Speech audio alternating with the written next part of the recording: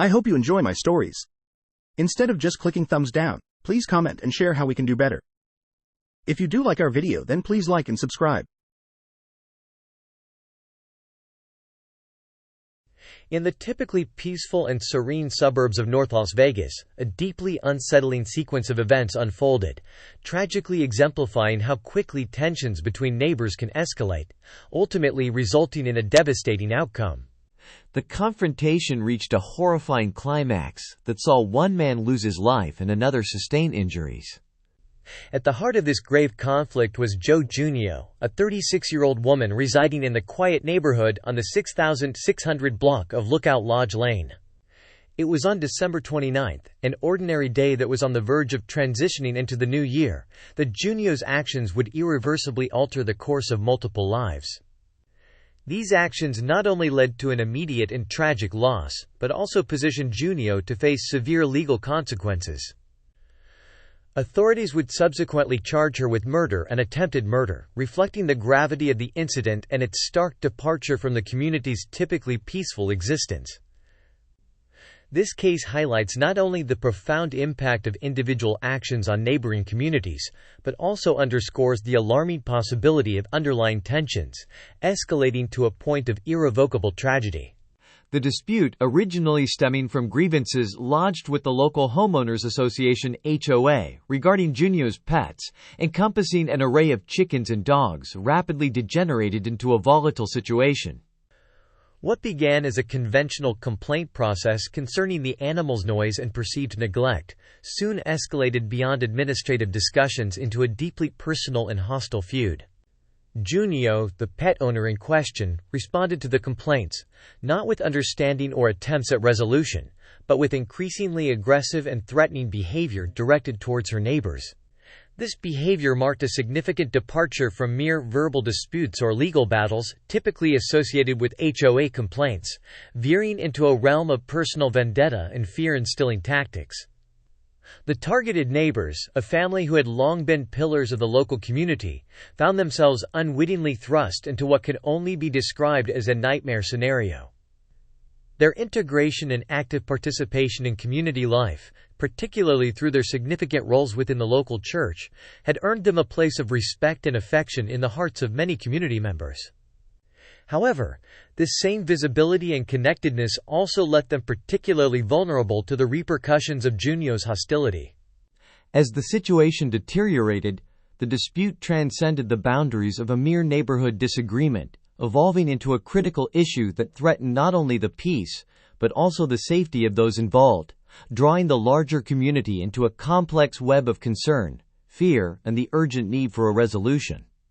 Nick Davey, who leads a family deeply entrenched in faith and community, serving as a pastor at Grace Point Church in North Las Vegas, tragically found himself and his family at the center of a rapidly escalating conflict.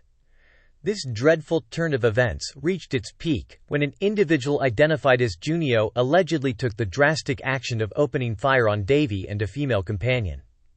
The attack occurred at a moment filled with the expectation of a peaceful day ahead, just as they were preparing to depart from their residence.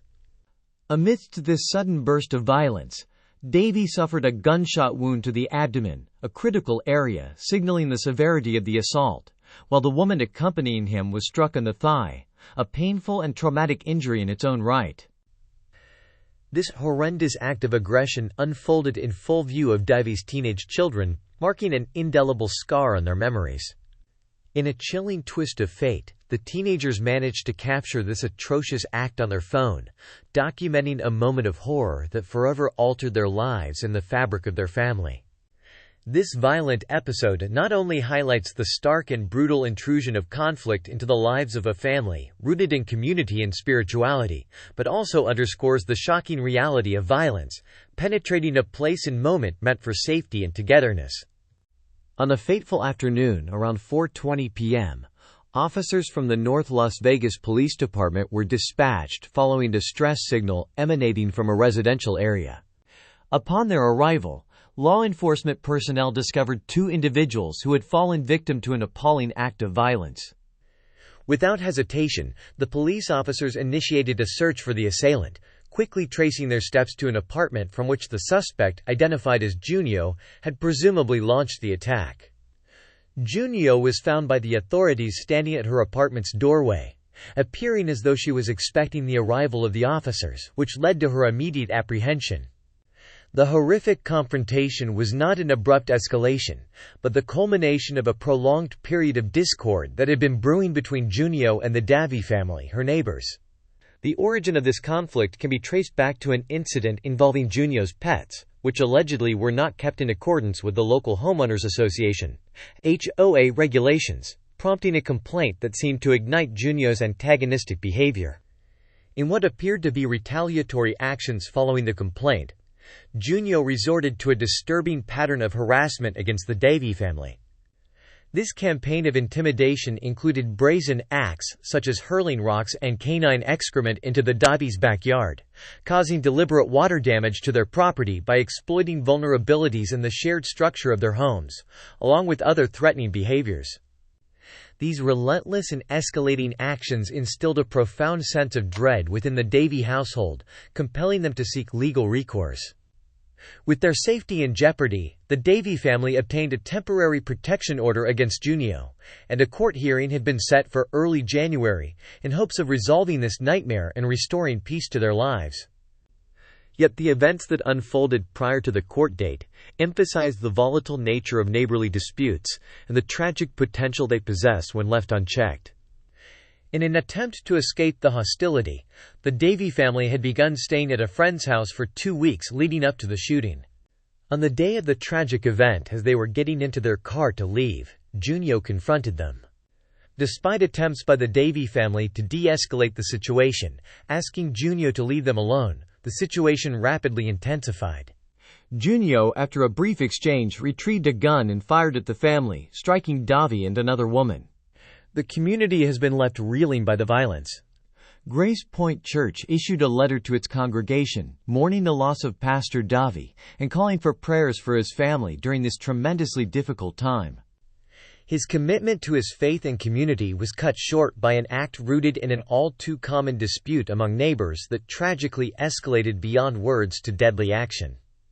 Junio now faces substantial legal charges, including murder with a deadly weapon, attempted murder, 2 counts of child abuse and/or neglect, involving a deadly weapon due to the presence of Davy's children during the shooting, and discharging a firearm where a person might be endangered. As she was booked into the North Las Vegas Community Correctional Center, questions about neighborhood safety, the effectiveness of the HOA's dispute resolution mechanisms, and the broader societal issues surrounding gun violence and conflict escalation come to the forefront. This event casts a spotlight on the hidden tensions within suburban living, and initiates a conversation about how neighborhoods can offer better support to individuals in managing disagreements, peacefully, avoiding violent outcomes. Additionally, it acts as a grave warning of what might occur if such tensions are allowed to escalate unchecked. The death of Pastor Davy represents more than a loss for his family and followers. It underscores the severe outcomes that can arise from escalating conflicts between neighbors.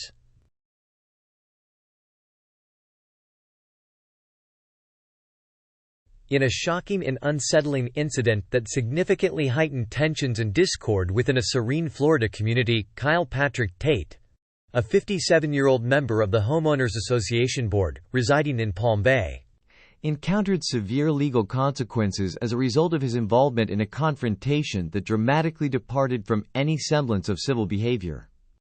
The episode, which unfolded last month, not only represented an excessive overreaction on Tate's part, but also crossed serious legal and ethical lines, leading to his arrest and subsequent incarceration. The gravity and intensity of this occurrence have cast a profound and lingering shadow over the once tranquil Stillwater Lake subdivision, a neighborhood that had been lauded for its peaceful atmosphere and the strong sense of unity and community among its residents. This disturbing event has disrupted the harmony and camaraderie that once defined the area, leaving residents in a state of unease and concern over the safety and cohesiveness of their community. What was once a haven of peace and neighborly goodwill has been marred by this contentious episode, highlighting the fragility of community ties and the potential for discord when individuals stray from the principles of respect and legality that are meant to bind and protect a community. At the center of this disturbing incident were three young people who were innocently partaking in the age-old activity of fishing at a local lake situated in the residential subdivision.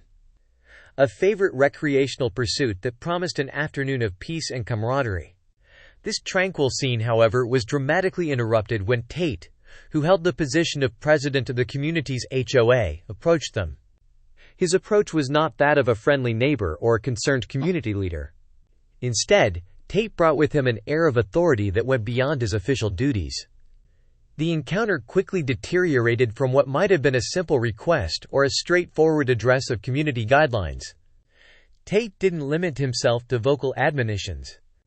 The situation quickly escalated as he introduced a firearm into the confrontation, transforming a peaceful pastime into a moment of fear and danger. The ramifications of this escalation were immediate and severe, drastically changing the trajectory of the day and having a profound impact on the lives of those young individuals. What had begun as a leisurely day of fishing in the safety of their own community had turned into a harrowing ordeal, underscoring the unpredictability of interactions when authority is abused and power is wielded recklessly. Court documents have shed light on the disturbing series of events that took place on April 14th. Revealing the details of an encounter that escalated dangerously. On that day, officers from the Palm Bay Police Department were dispatched, following a report concerning a questionable situation occurring at a local lake. Upon their investigation, it was uncovered through official reports that a group of youths, who were situated on the southern perimeter of the lake, became unexpectedly embroiled in a threatening situation initiated by an individual identified as Tate. Wielding a shotgun with apparent intent, Tate aggressively approached the youths, issuing a stern directive for them to leave the premises immediately. He justified his demand by claiming ownership of the land, asserting that they were trespassing on his property.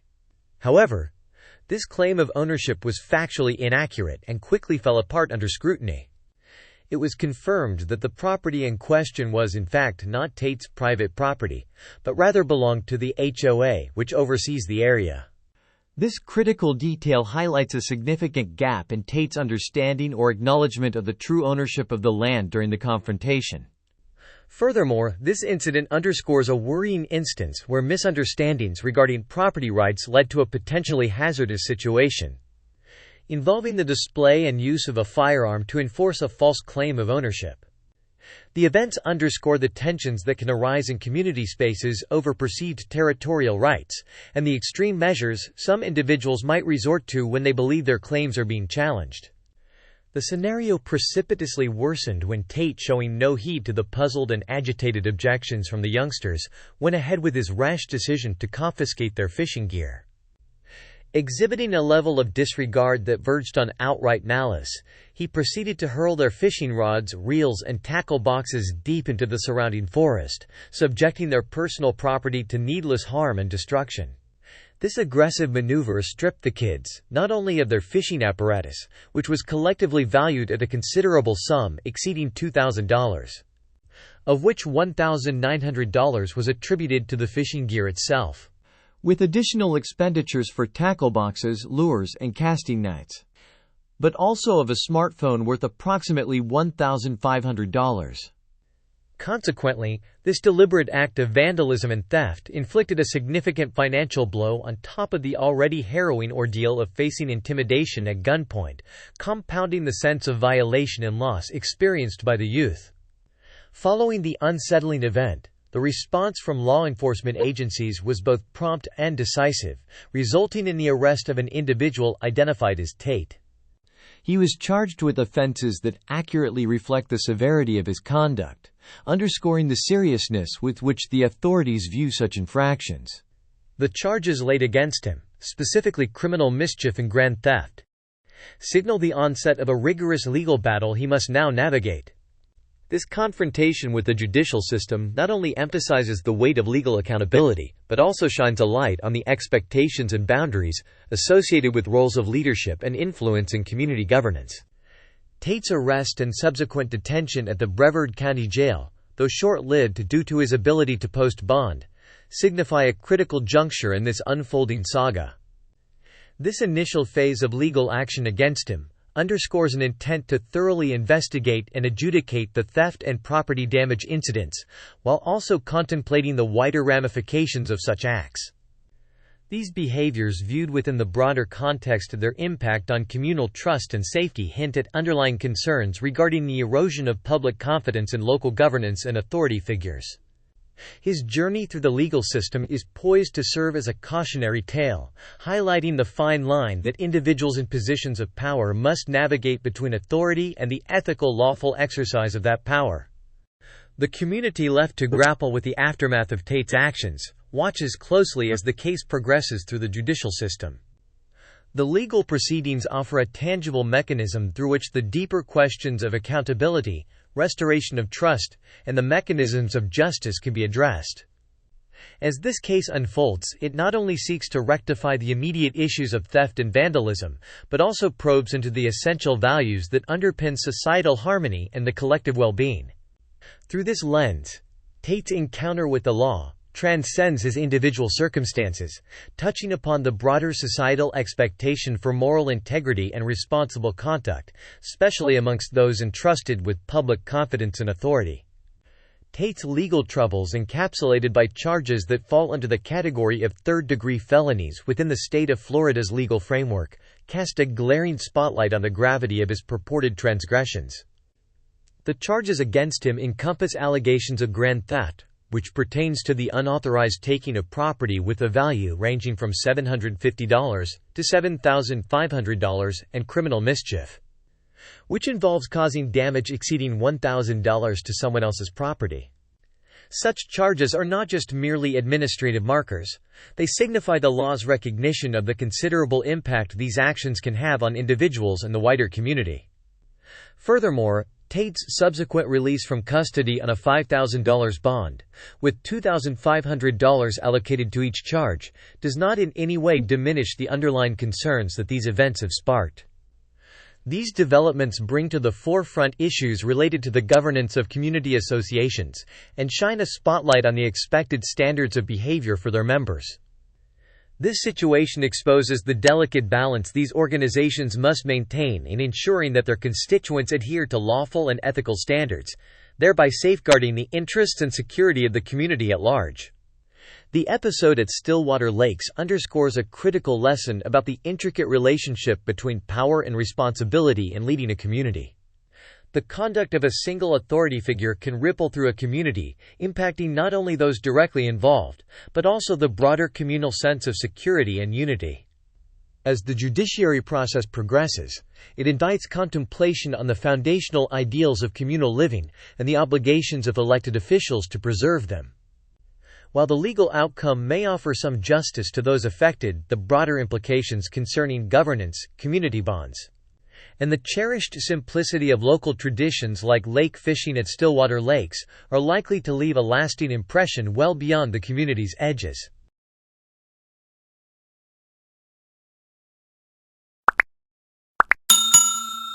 I would like to thank you for watching the video to the end. To encourage us to make more videos, please like, subscribe, comment, as well as share. Check out this other video if you haven't already.